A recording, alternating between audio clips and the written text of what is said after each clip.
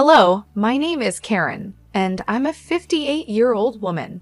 My husband passed away about 7 years ago, but I still work. I have 3 children. 3 live in different states across the country, each with their own families. I'm very lucky to have such a big family. One of my children, Zachary, still lives in our hometown. He met his wife, Sarah, at the local community college. I liked her, and though I didn't think my opinion was very important, I was happy if Zachary was happy. They got married quickly and continued their education in their chosen fields. After getting good jobs and saving some money, they decided to have a child. I was thrilled to have another grandchild to spoil, but Sarah was particular about when I could visit and for how long. This was understandable in William's first year, but it seemed strange even when he was 6. However, I accepted it because every family is different. Before I knew it, 14 years had passed, and because I wasn't allowed much time with William, we didn't form a strong bond. We both loved books, so I always brought him some when I visited. One day, while I was at work, William called me, which was unusual since we rarely talked outside of family gatherings. I tried to connect with him as I had with my other grandchildren, but he always seemed distant. "Grandma, are you free to talk?" "Yes, honey, anytime for you." "Is everything okay?" "No, why are you crying? Did you get hurt? Is there anyone at home who can help you?"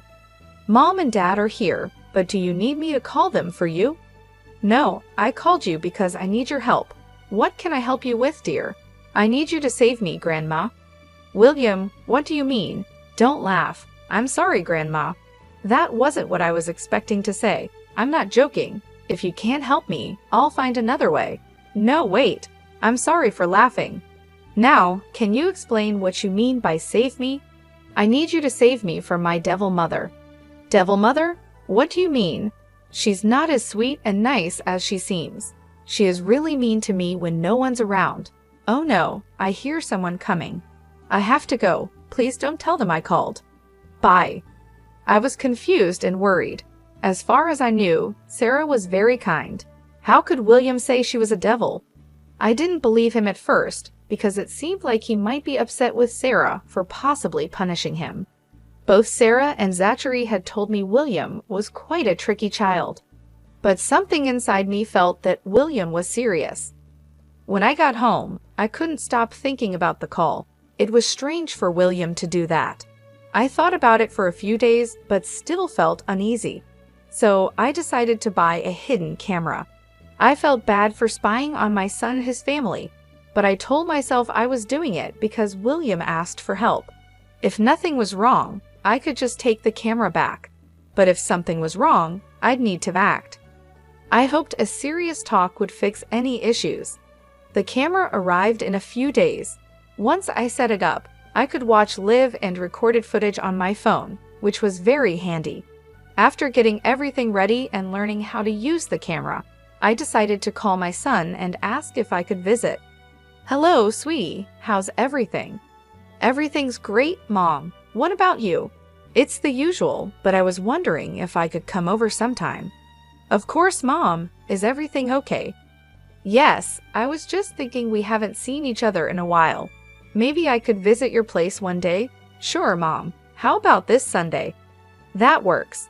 But should I check with Sarah first? I remember not liking it when your dad made plans without asking me." "I know Sarah would be happy to have you over." "Don't worry, Mom." "All right then, I'll be there around 7 o'clock."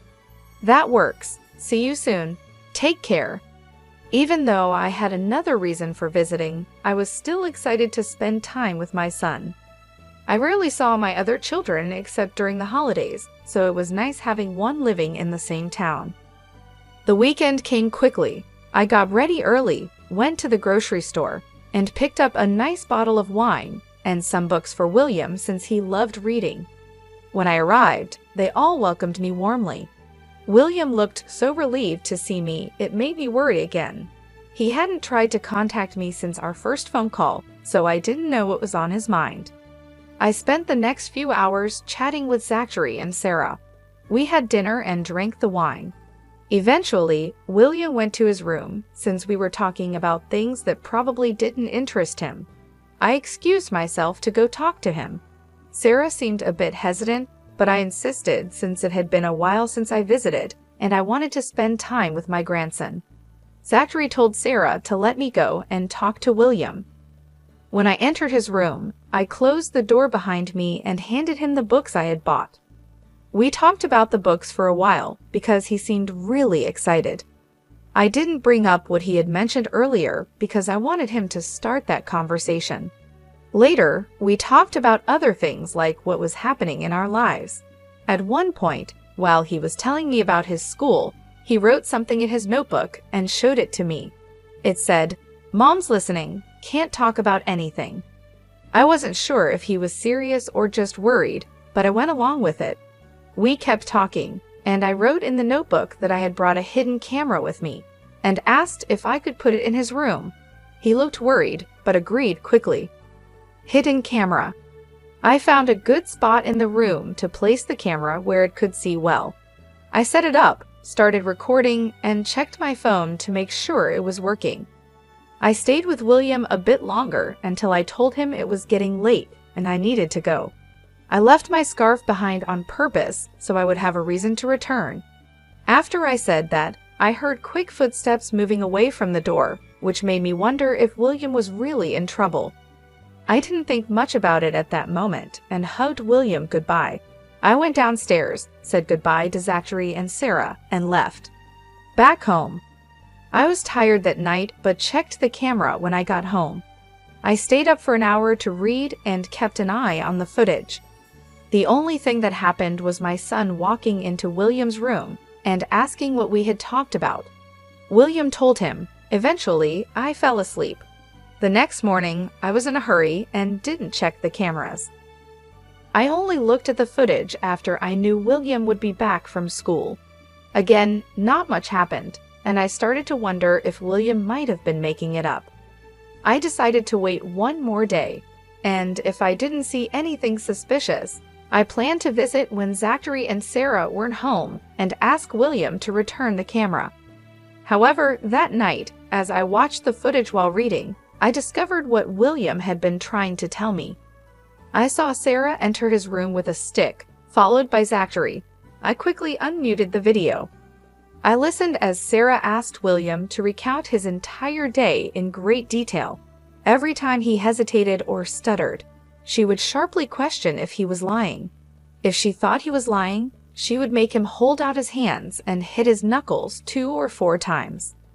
I watched in horror as she hit him more and more often. William was crying, and Zachary just stood there watching. I was shocked and upset by what I saw. I had always raised my kids gently.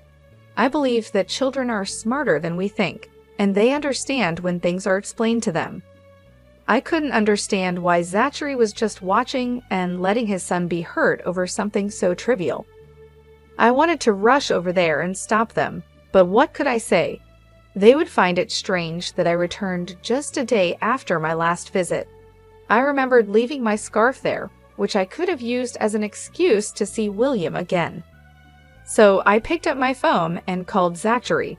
"Hey Mom, is everything okay?" "Yes, no worries. I hope I'm not bothering you." "No, Sarah and I were just putting William to bed." "Oh, okay. I just wanted to say I think I left my scarf in William's room last night. I set it down and then forgot it. Do you think I could come by tomorrow to pick it up?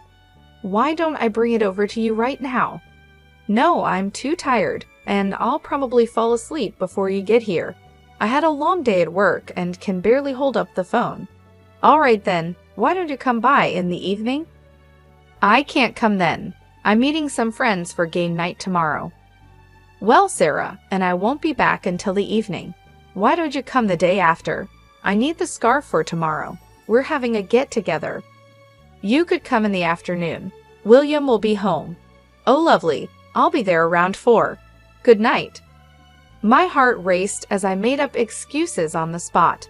At least my call had distracted Zachary and Sarah enough for them to stop focusing on William. But before they left William's room, Sarah said that William wouldn't get any dinner or any other meals until dinner the next day. I was shocked. The next day, I took off from work and prepared myself to talk to William. I was sure he wouldn't want to continue living there, but I needed to hear it from him. Before going to Zachary's house, I picked up some food for both of us. When I got there, William looked like he was about to faint. He seemed weak and hungry. Sarah really had not let him eat. I quickly gave him the food, and he ate it hungrily. I felt very sorry for him and wanted to help him. After he finished eating, I spoke to him. "Did you see everything that happened?" "Yes, darling, and I'm so sorry for laughing at you before. I had no idea." "It's okay. Mom seems so nice, but has she always been like this?"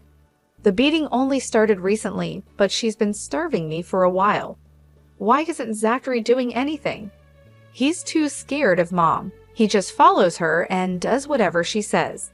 She always gets her way." "Oh, honey, I'm so sorry you've been going through this. But why didn't you eat at school?" "Mom doesn't send me to school on the days she doesn't let me eat. I stay home. She checks how much food we have in the house. If even 1 gram of food is missing when she gets back, I get punished more.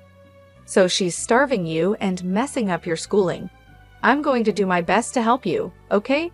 I need you to tell me right now if you want to come live with me. I'll take care of everything you need and keep you away from Mom and Dad." "Of course, Grandma. Anywhere away from here will be great. I promise to be good. Just please take me away from here." "I promise I will, darling, but it will take some time. Do you think you can handle staying here a little while longer?" "Yeah, I can. I've been living here for 14 years, so I can wait a bit more." I carefully removed all the wrappers and made sure there was no trace of food. I didn't want Sarah to make things worse for William. I helped William clean up any crumbs and double-checked to make sure we left the place just as it had been. I went back home and called Zachary to let him know I had gotten my scarf back and thanked him for being cooperative. Next, I contacted a friend who works in family law. I explained my situation, and he said that fighting for custody of William would be hard and long. He also told me that even if I got custody, it might be temporary, and Sarah could change her behavior and regain custody. I knew going to court might not work in my favor with the little evidence I had, but I did have one plan. I could use the evidence to get her to make me William's legal guardian. Sarah works as a counselor at a middle school, and I was sure she wouldn't want her abusing her child to become known and risk her job and future opportunities. I kept a close watch on the footage over the next few days as I gathered all my evidence and prepared the paperwork for a transfer of guardianship. I waited until the weekend to visit Zachary's unannounced. When Zachary opened the door, he looked surprised. "Mom, what are you doing here? I need to talk to you and Sarah." I don't think now's a good time." "Why? What's going on?" "Just family stuff." "Hold on, how come you're over so frequently? Can I visit my son?" "I didn't think I needed special permission to do that." "I didn't mean it like that, but it's just unusual. You don't usually come by so often, and this week it's been frequent, which is strange since you rarely ever drop by before." "It's not really strange. I only came over today because I have something seriously important that I need to discuss with both of you." "What's that sound?" I had my suspicions about Sarah's behavior towards William because of how evasive Zachary had been acting. But when I suddenly heard what sounded like loud crying coming from William's room, I knew I had to act. There was no way I could just stand by when I was right there and could do something. I quickly moved past Zachary, with more of a speed walk than a run due to my age, and burst into William's room. There, I saw William sobbing, clutching his face, while Sarah stood over him, breathing heavily, her face twisted with malice. The sight made me shiver. I rushed to William's side and asked him if he was all right. He just hugged me tightly, crying into my shoulder, while Sarah huffed and stormed out of the room. Once William calmed down a little, I took a good look at him. His cheek was red and swelling, his knuckles were bleeding, and there were welts on his arms, all evidence of being hit with a stick. I felt a rage like never before. What kind of monster would need to hit a child so hard? No matter what he did, nothing justified that level of harshness. I went downstairs to the kitchen, grabbed a bag of frozen vegetables, and went back up to William so he could use it to help reduce the swelling on his cheeks. Once I made sure he was somewhat okay, I told him that we would be leaving for my place immediately and asked him to pack as many of his belongings as he could. Then I walked back down to confront both Sarah and Zachary. Sarah looked furious, and Zachary seemed like he wanted to be anywhere but there. "How dare you just barge into our home like that?" Sarah challenged. "Isn't it a good thing that I did? You are hitting your child, for crying out loud," I countered, my voice firm.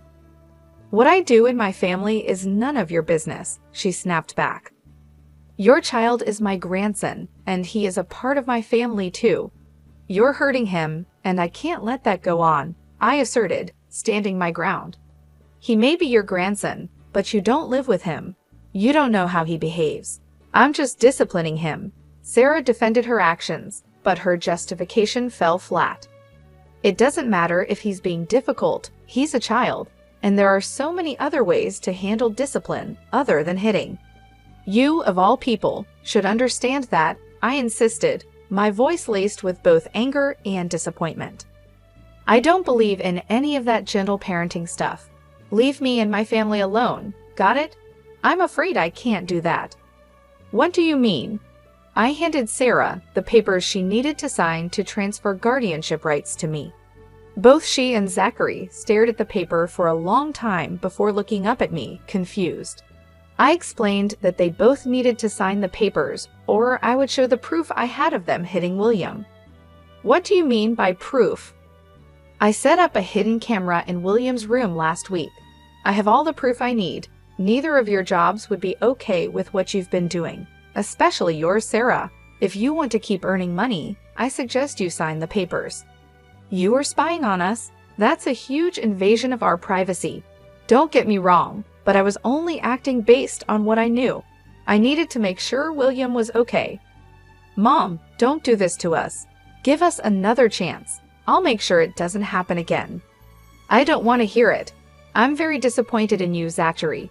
I raised you to be better than this. You're just as bad as Sarah, if not worse. I'm taking William with me, and I expect the papers to be signed. If you don't, you know what will happen."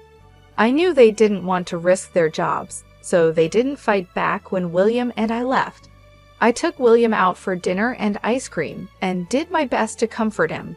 I provided him with a safe place to express his feelings and just be himself without fear. In the weeks that followed, I was granted legal guardianship of William. Sarah and Zachary said they planned to move to a different state and didn't want to disrupt William's schooling as a reason for the guardianship transfer.